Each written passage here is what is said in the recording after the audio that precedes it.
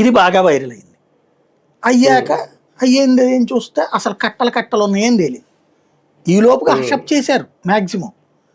దీంట్లో వీడియోలు తీయలేకపోయారు కదా తప్పించి, మిగతాది వాళ్ళ ఇంట్లో లోపలికి ఫైర్ డిపార్ట్మెంట్ వెళ్ళి చెక్ చేసినప్పుడు ర్యాకులు కొద్దీ నోట్ల కట్టలు ఉండటం, ఆ కట్టలు పెట్టిన రూమ్లోనే ఈ ప్రమాదం జరిగిందని తేలడం, ఇదంతా జరిగింది.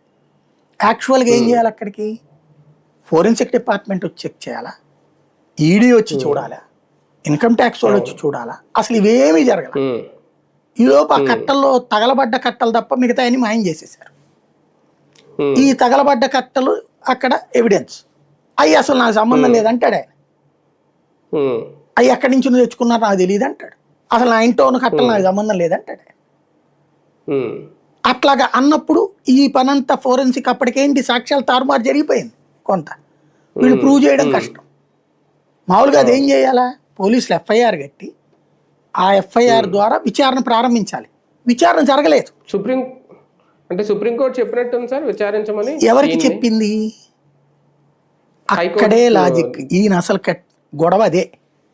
ఒక ముగ్గురు హైకోర్టు జడ్జిలతో కమిటీ వేసింది, వాళ్ళని విచారించమంది. జడ్జి ఎట్లా విచారిస్తారు?